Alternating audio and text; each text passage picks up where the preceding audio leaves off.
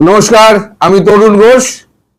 বাংলাদেশের রাজনীতির আবহাওয়ায় কেমন একটা দিন বদলের সুর আসছে না? আপনাদের মনে হচ্ছে না?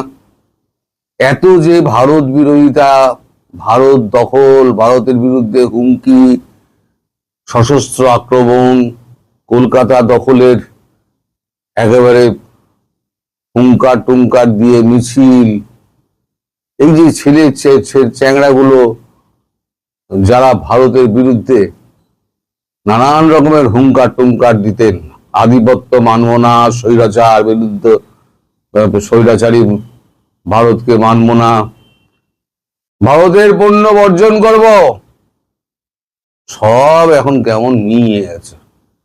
এখন ভারতের কৃপা পাওয়ার জন্য ছুটোছুটি লেগে গেছে দলমত নির্বিশেষে। কয়েকদিন আগে দেখা গেল যে আমার কাছে একটা ভিডিও এসেছিল, এআই কিনা আমি জানি না, ওই জন্য আমি মানে দেখাতে আপনাদের সাহস পাইনি। সেটা হচ্ছে, আপনারা ভালো জানবেন, ওই এনসিপির ছেলে চৌড়াগুলো আমাদের রাষ্ট্রদূতের সঙ্গে খুব হাসি মস্করা ঠাট্টা পাট্টা করে একেবারে সময় কাটাচ্ছিলেন। সে কি বন্ধুত্ব, গলায় গলায় বন্ধুত্ব। তো যাই হোক, এখন আমাদের রাষ্ট্রদূত একটা ইফতার পার্টি একটা দিয়েছিলেন, সেখানে নিমন্ত্রিত ছিলেন বিএনপি, জামাত। বিএনপি সব এসছিলেন, জামাতের লোকজন এসছিলেন। তারেক রহমান তার একটা অন্যত্র একটা ইফতার পার্টি অ্যাটেন্ড করে তার আসার কথা ছিল। তিনি বলেছিলেন 5 মিনিট দেরিতে পৌঁছাবো। উনি এসছিলেন। তা যথারীতি ইফতার পার্টি আমি শুনলাম সমগ্র অনুষ্ঠানটা মানে করতে যা সময় লাগে সেটা হচ্ছে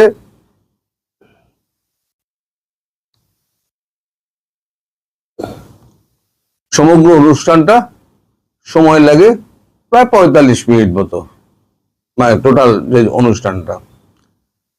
এখন সেই 45 মিনিট অনুষ্ঠানের শেষে আমাদের তারেক রহমান তিনি আমাদের রাষ্ট্রদূতকে বললেন, আপনার সঙ্গে আমার কিছু কথা আছে, গোপন কথা। তারপরে তাকে ডেকে নিয়ে যান একেবারে ঘরের কোণার দিকে একটা, আপনারা যাকে চিপা বলেন, সেখানে মিনিট 7 তাদের মধ্যে কথা হয় এবং হ্যান্ডশেক হয় খুব হৃদ্যতার সঙ্গে। দুজনের হাত চেপে মানে হ্যান্ডশেক করলে আর একটা হাত যেমন, তারপরে আবার যেমন হাতের ওপরে হাত দিয়ে চেপে ধরা হয়, সেরকম ভাবে জোরালো হ্যান্ডশেক করলেন। তার মানে একটা কিছু ভারতের সঙ্গে, ভারত যা চাইছে তার সঙ্গে হয়তো তারেক রহমান সহমত হয়েছেন। তার জন্যই হয়তো আমাদের রাষ্ট্রদূত তাকে মানে হ্যান্ডশেক করে তাকে ধন্যবাদ জানাচ্ছিলেন। এই যখন চলছে সেই সময়তে জামাতের নেতারা একটু উসখুস করছিলেন যে তারাও একটুখানি গিয়ে নিভৃতে কথা বলবেন, কিন্তু রাষ্ট্রদূত বলেন আমার একটা কাজ রয়েছে, আমি আর কারোর সঙ্গে আলাদা করে সময় দিতে পারবো না, আমার কিছু অ্যাপয়েন্টমেন্ট আছে, আমার সেখানে যেতে হবে, ফলে পরবর্তী মিটিং যেদিনকে হবে সেদিনকে আপনাদের সঙ্গে নিশ্চয়ই কথা হবে বলে উনি কেটে যান। এইখানে কিন্তু এনসিপি কে ডাকা হয়নি। এনসিপি 2-4 জন ফোন করে আমাদের রাষ্ট্রদূতকে মানে অনুগ্রহ চেয়েছিলেন যে আমরাও আসতে চাই। রাষ্ট্রদূত পরিষ্কার বলে দিয়েছেন যে এটা আমরা বিএনপি এবং জামাত দুটো বড় দলের সঙ্গে বৈঠক করছি, এখানে আপনাদের পরে ডাকা হবে, এইখানে এখনই আপনাদের ডাকার কোনো প্রসঙ্গ আসছে না। আমরা এনাদের সঙ্গে আমি আগে কথা বলে নিই, এনাদের মতামত জেনে নিয়ে তারপর সিদ্ধান্ত নেবো আপনাদের সঙ্গে কথা বলা যায় কিনা। আসলে এরা তো হয়ে গেছে ছাগলের 3য় সন্তানের মতো। ওই দুটো ছাগল দুধ খাচ্ছে আর 3 নম্বর ছাগলটা লাফাচ্ছে, ওদের খাওয়া শেষ হয়ে গেলে আমি খাবো, ওদের খাওয়া শেষ হয়ে গেলে আমি খাবো। এটা হচ্ছে ছাগলের 3য় সন্তান। আমি বলেছিলাম এই সব 3য় সন্তান এরা মরবে, এদের অবস্থা খুব খারাপ হবে। তো যাই হোক, আজকে বিকেল 4টের সময় একটা বৈঠক হওয়ার কথা লন্ডনে। ডক্টর জয়শঙ্কর, খলিলুর রহমান এবং হুমায়ুন, সঙ্গে যে লেজুর গিয়েছেন হুমায়ুন ওই বৈঠকে থাকবেন কি থাকবেন না সে খবর আমি জানি না, কারণ জয়শঙ্কর যে অ্যালাউ করবেন কি করবেন না, কারণ উনি পররাষ্ট্রমন্ত্রী, তো পররাষ্ট্রমন্ত্রী কথা বলবেন, কোন ডেপুটি কারোর সঙ্গে উনি কথা বলবেন না, আর থার্ড পার্টি কাউকে উনি হয়তো অ্যালাউ নাও করতে পারেন এই গোপন বৈঠকে। তো এই বৈঠকের খবর তো আর তাড়াতাড়ি আমরা পাবো না, এই বৈঠকের খবর হয়তো আমরা একদিন দুদিনের বাদে পাবো যে বৈঠকে কি কি আলোচনা হয়েছে না হয়েছে। তবে এটা যে ভারত এবং বাংলাদেশ কেন্দ্রিক এবং আওয়ামী লীগ তার মধ্যে একটা বড় ফ্যাক্টর, এটা নিঃসন্দেহে বলা যায়। এবং 1 নম্বর 2 নম্বর পয়েন্টটিকে আমি বারবার বলে যাচ্ছি আপনাদের, 1 নম্বর আর 2 নম্বর পয়েন্ট যেটা আছে সেটা হচ্ছে শেখ হাসিনার বিরুদ্ধে সমস্ত মামলাকে তুলে নেওয়া আইসিডি ট্রাইব্যুনাল থেকে, আর দ্বিতীয় হচ্ছে তাকে রাজনৈতিক কর্মকাণ্ডের পরিবেশ সৃষ্টি, অনুকূল পরিবেশ সৃষ্টি করে রাখা, যাতে ভারত খুব তাড়াতাড়ি, ভারত চেষ্টা করছে মার্চ এপ্রিলের মধ্যে তাকে ঢোকানোর। এটা কিন্তু আমার কথা নয়, এটা আপনারা ধরে নেবেন না যে আমি বলছি, এটা আমার কথা নয়, এটা কূটনৈতিক মহলে শোনা যাচ্ছে যে এরকম একটা ভারতের প্ল্যান রয়েছে মার্চ এপ্রিলের মধ্যে। মার্চে হয়তো হবে না, এপ্রিলে যদি মার্চে যদি পার্লামেন্ট না বসে, এপ্রিলে যদি বসে, এপ্রিলে পার্লামেন্টের পরে হয়তো একটা সিদ্ধান্ত হবে, তখন মামলা টামলা তুলতে সময় লাগবে। সেরকম কিছু হলে হয়তো তারপরে শেখ হাসিনাকে বাংলাদেশে ফেরত পাঠিয়ে দেওয়া হবে, তাকে সম্পূর্ণ সুরক্ষা দিয়ে, এবং সুরক্ষার গ্যারান্টি তারেক রহমানকেও দিতে হবে। তারেক রহমান এখন সেই গ্যারান্টিটা খাতায় কলমে উনি মেনে নিয়েছেন, উনি কিন্তু দস্তাবেজে সই করেছেন। এখন দস্তাবেজে সই করার পর এখন উনি পিছিয়ে তো আসতে পারবেন না। আর এখন যা পৃথিবীর যা অবস্থা ঠিক এই মুহূর্তে, তাতে ভারতের মুখাপেক্ষী হওয়া ছাড়া বাংলাদেশে আর কোনো পথ নেই। সবাইকে ভারতমুখী হতে হবে। আমি বলেছি না, এখানে ক্ষমতায় বিএনপি আসুক, জামাত আসুক, আওয়ামী লীগ আসুক, জাতীয় পার্টি আসুক, 14, 15, 16 দল, 32 দল যেই আসুক না কেন ক্ষমতায়, যারা ক্ষমতা দখল করবে, যতই ভারত বিদ্রোহী কথাবার্তা বলুক না কেন, তাদের কিন্তু ওই ভারতের কাছেই আসতে হবে। এখন মধ্যখানে গোল বেঁধেছে যেটা, সেটা হচ্ছে এই ট্রাম্পের সঙ্গে এখন ইউনূসের চুক্তি।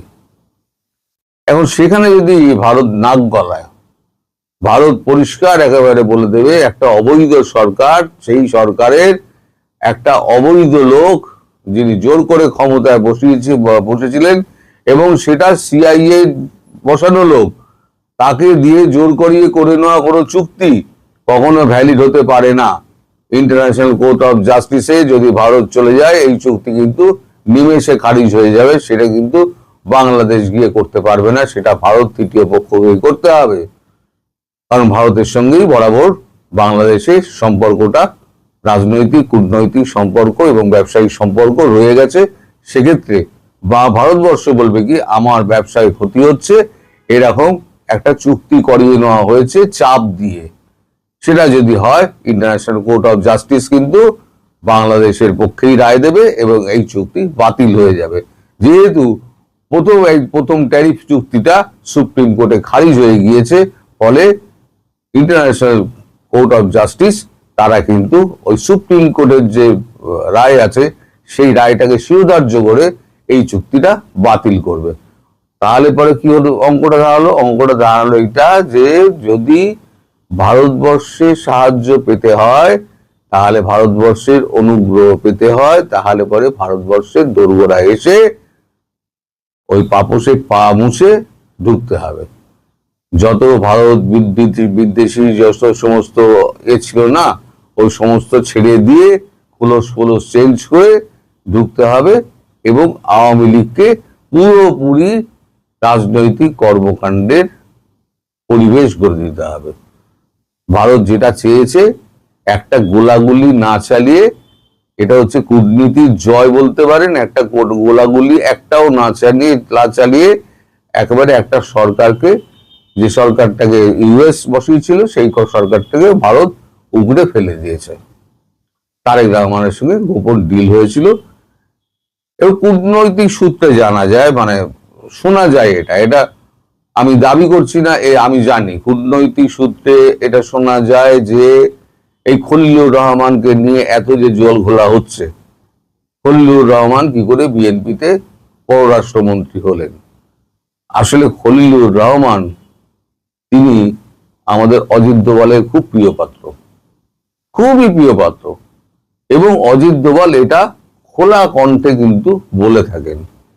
এই কথাটা বিএনপির কোনোভাবে বিএনপির কাছে গিয়েছে নিশ্চিতভাবে, কারণ এই খেলার মধ্যে কিন্তু মানে খলিলুর রহমানের এই যে ওইখানে আপনার ভারতের সঙ্গে এই আমেরিকার সঙ্গে চুক্তি, ভারতের সঙ্গে সখ্যতা, সার্জিও গোরের সঙ্গে বৈঠক, তারপর পল কাপুরের সঙ্গে বৈঠক, যত যোগাযোগ সব কিন্তু ওই হচ্ছে খলিলুর রহমান। এই একমাত্র ব্যক্তি বিএনপির মধ্যে, বাংলাদেশের মধ্যে একমাত্র ব্যক্তি হচ্ছে খলিলুর রহমান, যিনি সমগ্র মানে একে ব্যক্তিকে এক কাট্টায় ধরে রেখে দিয়েছেন। এমনকি চায়না পর্যন্ত, রাশিয়ার লুটনিক পর্যন্ত সবাইকে কিন্তু একই সূত্রে উনি বেঁধে রেখে দিয়েছেন। লোকটা কিন্তু যার যাই বলুন, লোকটা কিন্তু অনেক কাজের প্রখর বুদ্ধি সম্পন্ন লোক। ফলে এই লোককে যদি আপনারা পররাষ্ট্র মন্ত্রী করে রেখে দিয়েছেন, এই লোকটা কিন্তু কাজের লোক। আপনারা যতই নিন্দুকেরা নিন্দা করুন না কেন, উনি কিন্তু বাংলাদেশের জন্য কাজ করবেন। এবার 7ই মার্চ একটা ভিন্ন ধরনের হলো। 2025-এর 7ই মার্চ আমরা দেখেছি চারদিকে শুনশান। এবারে কিন্তু মাইক টাইক 2-4টে বেজেছে, তারপরে 3-4টে অ্যারেস্ট হয়েছে, আবার রাত্রিবেলা থেকে জামিন দেওয়া হয়ে গেছে। সেটা হচ্ছে লোক দেখানো। এখন যেটুকু হচ্ছে না, আপনারা দেখছেন যে এখানে ধরা হচ্ছে, ওখানে ধরা হচ্ছে, সেটা হচ্ছে একটা ব্যালেন্সের খেলা। ওই ট্রাপিজের খেলা হয় না, এখন তারেক রহমান ট্রাপিজের ওপরে, দড়ির ওপরে হাঁটছেন। তিনি যদি এখন চূড়ান্ত ভারত বিরোধিতা করেন, তাহলে ভারত হাত ছেড়ে বেরিয়ে যাবে। আবার যদি ভারতের গুণগান গান, তাহলে দেশের পাবলিক ওনাকে ঝাড় দেবে। তাহলে কি করতে হবে, ওনাকে একটা ব্যালেন্স করে চলতে হবে, যে দেশের লোককে দেখাতে হবে যে আমি আওয়ামী লীগের বিরুদ্ধে কাজ করছি এবং দেশের স্বার্থ, ভারত বিরোধী কাজকর্ম করছি, যতক্ষণ না পর্যন্ত বাংলাদেশের এই জনগণ বুঝতে পারবে, যে আদৌ বুঝতে পারবে কিনা সে ব্যাপারে আমার সন্দেহ আছে, আদৌ বুঝতে পারবে কিনা। কারণ বুদ্ধি তো সব হাঁটুর গোড়ায়, বুদ্ধি তো নাই। পড়াশোনা না করলে বুদ্ধি আসবেই করে।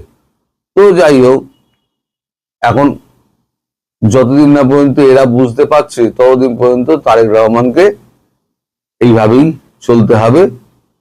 আর খলিলুরকে যে পছন্দ করেন আমাদের অজিত দোভাল, সেটা কিন্তু কোনোভাবে বিএনপির কানে গেছিল।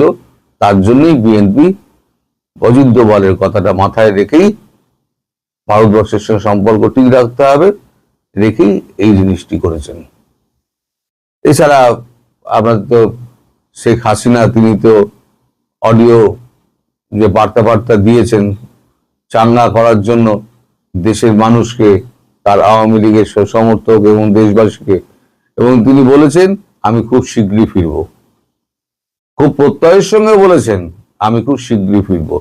তাহলে এই যে তিনি খুব শীঘ্রই ফিরবেন, এই কথাটা তিনি নিজে বলছেন না, কারণ তিনি পারিপার্শ্বিক অবস্থা জানেন, এখন সারা বিশ্বের অবস্থা তিনি জানেন, সেখানে ভারতের অবস্থানও তিনি জানেন। এখন ভারত একটা এমন অবস্থানে বসে আছে, ভারতের হাতে সব চাবিকাঠি, সব দেশের চাবিকাঠি কিন্তু ভারতের হাতে। সে চীনের বলুন, আমেরিকার বলুন, ইসরায়েলের বলুন, ইরানের বলুন, সব চাবিকাঠি কিন্তু ভারতের কাছে। ভারত চুপচাপ বসে বসে এখন খেলা দেখছে, একটা কথা কিন্তু ভারত বলছে না। ফলে তিনি যেটা বলছেন সেটা সরকারের সঙ্গে আলোচনা করেই বলছেন এবং সরকারের সম্মতি নিয়েই বলছেন। তিনি পুরো ব্যাপারটা জানেন বলেই তিনি বলছেন। ফলে খুব শীঘ্রই শেখ হাসিনা হয়তো দেশে ফিরবেন, কিন্তু আমি তারিখ আমি বলতে পারবো না। সেই ব্যাপারটা আমি যখন জানতে পারবো তখন